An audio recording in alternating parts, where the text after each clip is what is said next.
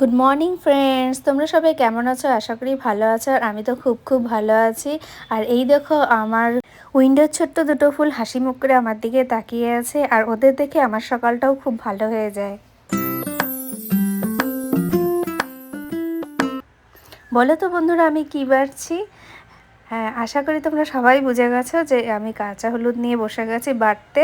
আর যেহেতু কিছু মনে করো না, আমার পাটা নেই, তো স্ল্যাপেই বেটে নিচ্ছি। যেহেতু আজ সরস্বতী পুজো, আর কাঁচা হলুদ ছাড়া সরস্বতী পুজো কমপ্লিট হয় না। আর এখন আমি সোজা চলে গেছি আমার মেয়ের কাছে স্নান করাতে।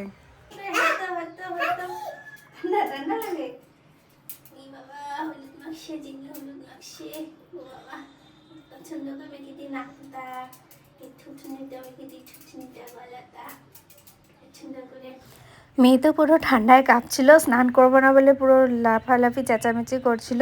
তো অনেক কষ্টে স্নান ধান করিয়ে একেবারে চলে এসেছি রেডি করাতে। তাড়াতাড়ি করে রেডি করিয়ে দিলাম। আর এই দেখো মহারানীর সমস্ত ছড়িয়ে বসে আছে আর অলরেডি রেডিও হয়ে গেছে।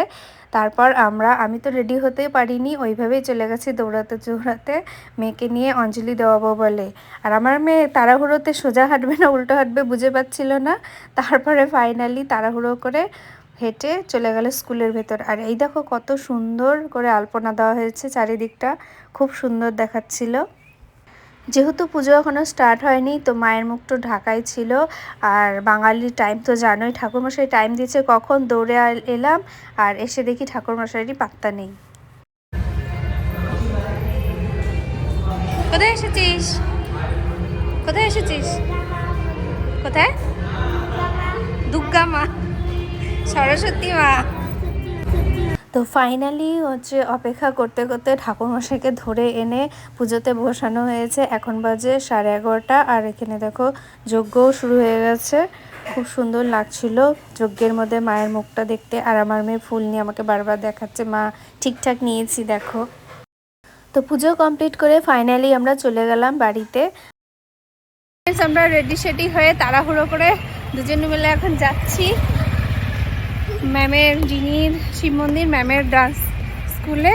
তো চলো যাওয়া যাক। অলরেডি অনেক লেট হয়ে গেছে, 3টায় টাইম ছিল, অলরেডি 2:30 হয়ে গেছে। তো চলো একবার ওখানে গিয়ে দেখা হবে।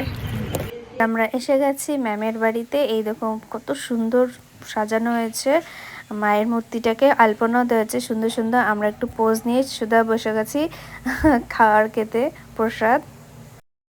সকাল থেকে উপোস ছিলাম পুজোর জন্য। আর এখন আমার মেয়ে না খেয়ে তবু দুষ্টুমি করে চলেছে দেখো।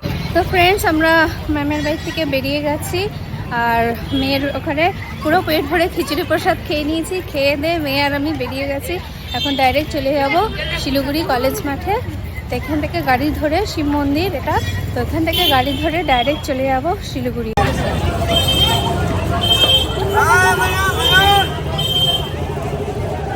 ফ্রেন্ডস, আমরা চলে এসেছি শিলিগুড়ি কলেজের গেটের সামনে। প্রচুর ভিড় শিলিগুড়ি কলেজ। তো কলেজের গেটে ঢুকে সবার প্রথমেই আমরা চলে এলাম শিলিগুড়ি বয়েজ হোস্টেলের পুজো দেখতে। দেখো কত সুন্দর মায়ের মূর্তিটা। আর এই যে দেখছো আলপনাটার সামনে, এই আলপনাটা তো আরও দেখার মতন হয়েছে, কি বলবো, অপূর্ব একটা আলপনা আঁকিয়েছে। তারপরে আমরা চলে এলাম সেকেন্ড প্যান্ডেলে। ভিড় ঠেলাঠেলি করে আমার মেয়ে দেখো পুরো হয়রান হয়ে গেছে।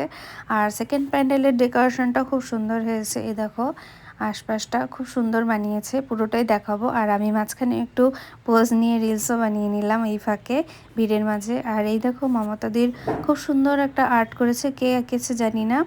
আর সঙ্গে আমাদের বিশ্ব বাংলাও আছে।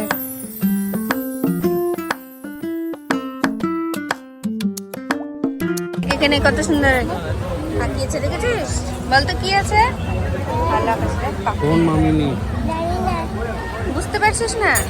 ভালো করে দেখ। বার্ড আছে, বার্ড।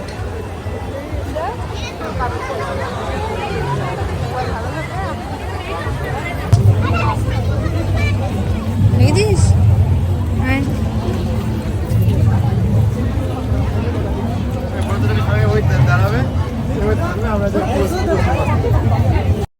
সমস্ত ভিড় ঠেলে পৌঁছে গেলাম দ্বিতীয় মায়ের কাছে। নেস্ট বানিয়েছি, দেখছিস?